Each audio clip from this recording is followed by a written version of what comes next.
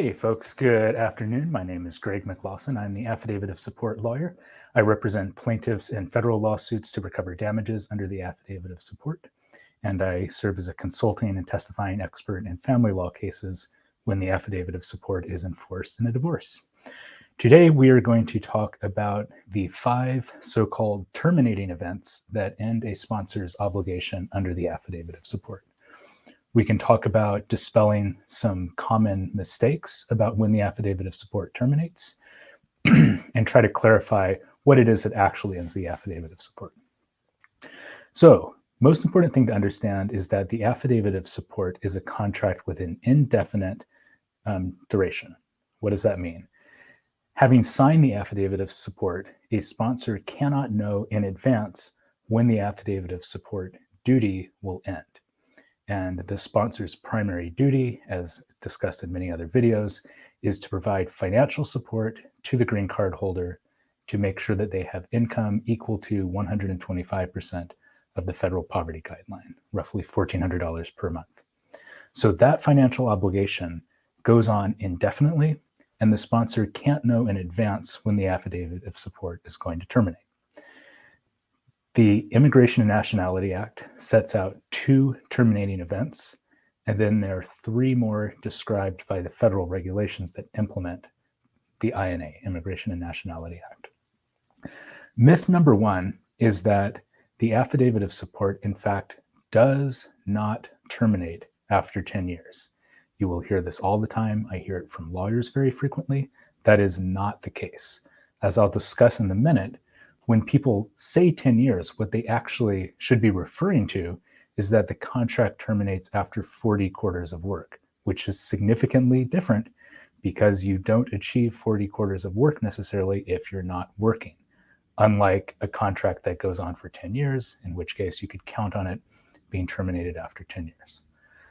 So let's look first at the Immigration and Nationality Act. So there are 2 terminating events that are described by Congress in the Immigration and Nationality Act that end the sponsor's obligation. The first of those is when the sponsored immigrant becomes a U.S. citizen. So sometimes people confuse the idea of being a U.S. citizen and a U.S. resident. In most situations, one has to become a U.S. resident first, and then either 3 or 5 years later can acquire status as a citizen potentially. But when you have sponsored a family member through the immigration process, the first result of that is that the foreign national becomes a U.S. resident. So that's when the Affidavit of Support is signed in the process of helping that person become a resident. 3 years in the case of somebody who's married to a U.S. citizen, 5 years in other cases, that foreign national can potentially apply for U.S. citizen status. But they don't have to. And that's an important distinction. People somehow, I think, sometimes think of citizenship as the natural result of the immigration process, but it's not. You can stay as a U.S. resident for your entire life if you want to. Somebody who's a resident actually has most of the rights of the U.S. citizen, so they can live indefinitely in the United States. They can take virtually any type of employment except for certain security-related types of work. So plenty of people choose to remain U.S. citizens, and that is often because in some cases, the person will lose the citizenship of their home country if they become U.S. citizens. So in the case of Indian nationals, Japanese nationals, German nationals, unless they apply for a special exemption, they would lose their original citizenship if they applied for U.S. citizenship. So for that reason, to keep their options open in the future, a lot of people simply opt to remain U.S. residents for the rest of their life. So going back to the point, the Affidavit of Support is an indefinite contract because that first terminating event, becoming a U.S. citizen, you don't know if that's ever going to happen. The sponsored immigrant could remain a resident for the rest of their life. There's nothing wrong with that. So that's terminating event number 1. Terminating event number 2, which also comes from the text of the Immigration and Nationality Act, is when the foreign national can be credited with 40 quarters of work under the Social Security Act.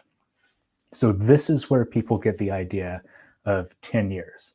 40 quarters, 4 quarters in 1 year, so 40 quarters is equal, in one sense, to 10 years. But under the Social Security Act, there are all these complicated rules about how quarters of work get calculated. For starters, as I mentioned, in the most basic sense, you are not going to make progress towards acquiring 40 quarters of work if you're not working. Now, the big exception to that is that under the INA, Immigration and Nationality Act, you can be credited with quarters of work earned by your spouse. And I'll talk about a big exception to that in a minute. But nonetheless, to make progress towards that 40 quarters terminating event, either the sponsored immigrant needs to be working, or in the case of an adult, their spouse needs to be working. The big exception to the idea of crediting quarters from one spouse to another, and usually in this situation, what we're talking about is the foreign national spouse being credited with quarters from the US citizen spouse. So this comes up, for example, if you have a foreign national spouse who immigrates and is married, let's just say, for 10 years to their US citizen spouse who has been working, they get divorced, and the US citizen spouse wants to argue, hey, those 10 years of work history that I have get credited to you, the foreign national. What's wrong with that? Well, it says right there in the Immigration and Nationality Act that in order for the work quarters to be credited, the couple must, quote, remain married. So that is obviously contemplating a situation like I just described, where the couple has divorced. So under the plain language of the Immigration and Nationality Act, those quarters from the US citizen spouse are no longer credited to the foreign national. So in a sense, if you're looking at the quarters of work calculation, the divorce hits reset on how those quarters of work are calculated. So that is a big difference from thinking about the affidavit of support as terminating after 10 years. Let's say that sponsor I just mentioned had been told, oh, don't worry, the affidavit terminates after 10 years. Surprise, no, it doesn't. It terminates after 40 quarters of work, and those quarters of work that the US citizen spouse had earned are no longer credited to the foreign national spouse. So we could probably do a different 30-minute video on the ins and outs of 40 quarters calculation. There's an entire body of regulatory law called the POMS, P-O-M-S, which is how the Social Security Administration calculates quarters of work. That's like its entire own body of law. So suffice to say that getting into the weeds in a case to determine quarters of work can actually sometimes be really complicated. But I think the take-home message for now is it is not 10 years, it's 40 quarters, and 40 quarters is complicated in terms of how we calculate it, but it turns on work and not simply the passage of time. So those are the two terminating events from the Immigration and Nationality Act. We have becoming a US citizen, then we have 40 quarters of work. So when it comes to the affidavit of support, what we have here is something that's really common in modern federal law. We've got a top-level statute that sets out some clear but somewhat general rules about the affidavit. And then, as is often the case, the administrative agency, which is charged with actually making the affidavit of support work, comes up with more fine-grained regulations that put a little bit more detail. These are called implementing regulations. Now, the implementing regulations have force of law. They aren't lesser than the Immigration and Nationality Act, just more detailed. So Legacy INS, that's the old INS that has now been replaced by USCIS, promulgated rules that added 3 additional terminating events to the affidavit of support. First one of those, so we are now on terminating event number 3, is if the sponsored immigrant loses status as loses status as a resident and departs the United States. So it's what is called a conjunction. Let me get some water. A conjunction. So those two things have to be true. The person has to lose status as a resident and depart the United States. It doesn't take a rocket scientist or like genius lawyer to conclude then that if somebody merely loses status as a resident, that doesn't terminate the affidavit. And likewise, and this happens all the time, if the person leaves the United States, that doesn't terminate the affidavit either. So let's think about like some extreme examples that could be at case there. Number one, you could have a person who is in removal proceedings, who is in ICE custody, who has a final order of removal. They've been ordered deported. They could be on a plane until that person actually leaves the boundaries, the jurisdictional boundaries of the United States. The affidavit of support is still enforceable by them. So where we see this come up the most often is with a resident who's hit the end of their 2-year conditional residency period. They have filed an I-751 petition to get a 10-year card converted from their 2-year conditional residency card. And basically their immigration status is up in the air until the I-751 gets approved. Even if they filed the I-751 late, even if their residential status has been terminated, it does not impact the enforceability of the affidavit of support because only loss of residency and departure from the United States counts as a terminating event. And it's not surprising that it's written this way because the whole idea behind the affidavit is to provide a financial insurance contract for the immigrant while they're here in the United States. So Congress, understandably, wouldn't have wanted a situation where the sponsored immigrant is here in the United States in limbo status and the sponsor gets to be off the hook because of that. Nope, sponsor remains on the hook as long as the person is in the United States. Likewise, somebody who has retained status as a resident and has departed the United States has not lost the right of financial support under the affidavit. Here's an example that came up in a case just recently. So my client had spent a significant time out of the United States. And if you do that long enough, you potentially endangered your residential status. And if you've stayed out of the United States long enough and done certain things like get a job, et cetera, when you come back, Customs and Border Protection can potentially initiate proceedings against you to say that you have relinquished your residency status because you've acted inconsistently with the intention to remain a U.S. resident. Well, in order for them to do that, they actually have to formally begin proceedings. It doesn't just happen magically upon your attempted reentry to the United States. So the judge in this case said, hey, your client has been out of the States a long time. Hasn't she lost the ability to enforce the affidavit? No, she could be out as long as she wanted to be.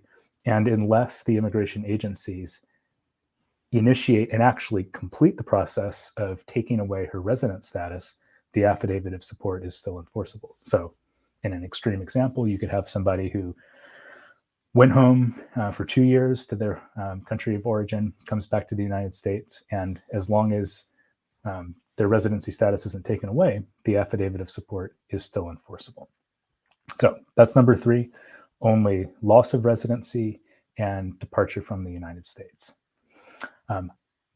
So that one, number 3, number 4, which I'm about to speak about, I have never seen come up in a case here in the United States, either for one of my clients or I've never seen it elsewhere in the case law. So number 4.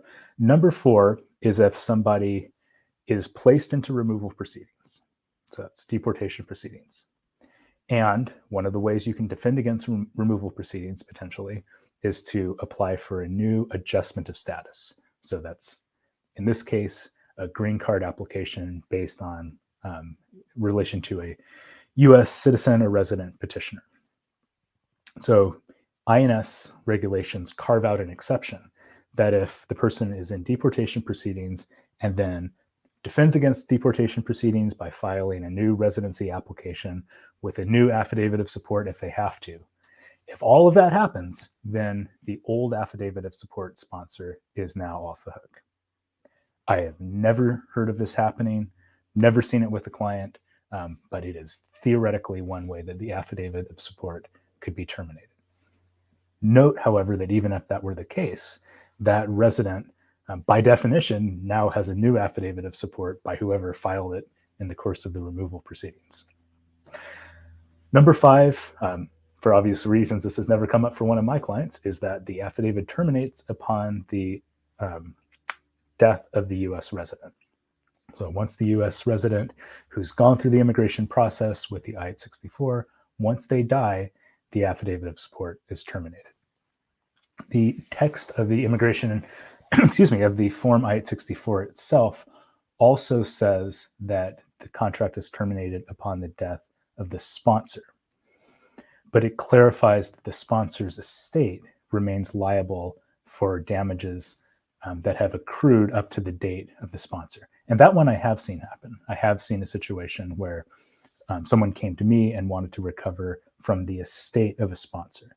And in that case, the damages that a judge can award are the financial breach of contract claims that accrued, that came into being up until the death of the U.S. citizen sponsor or resident. So, take homes. Affidavit of support is of indefinite duration. It does not terminate after 10 years. Anybody who has told you otherwise doesn't know what they're talking about or is lying. There are 5 terminating events under the affidavit. These are the only events that end the sponsor's obligation. Those are: the resident becomes a U.S. citizen, the resident has or can be credited with 40 quarters of work under the Social Security Act. Number 3, departs the United States and loses U.S. residency status. One of those by itself, without the other, doesn't terminate status. If the person goes through deportation proceedings and files a new application to adjust status, that terminates the affidavit. And then if the sponsor or beneficiary dies, that terminates the affidavit. And those folks are the only 5 events that terminate the affidavit, which is why it is a contract of indefinite duration, which means it could go on for the remainder of the beneficiary's life. Hope that's helpful. If anybody wants to dive into the details of any of those 5 terminating events, feel free to jump into the comments. If you'd like us to take a look at your case to determine if you have a viable claim under the affidavit of support, we are happy to do that. We work with clients nationwide and we do not charge for initial case assessments. Hope that's helpful and stay well.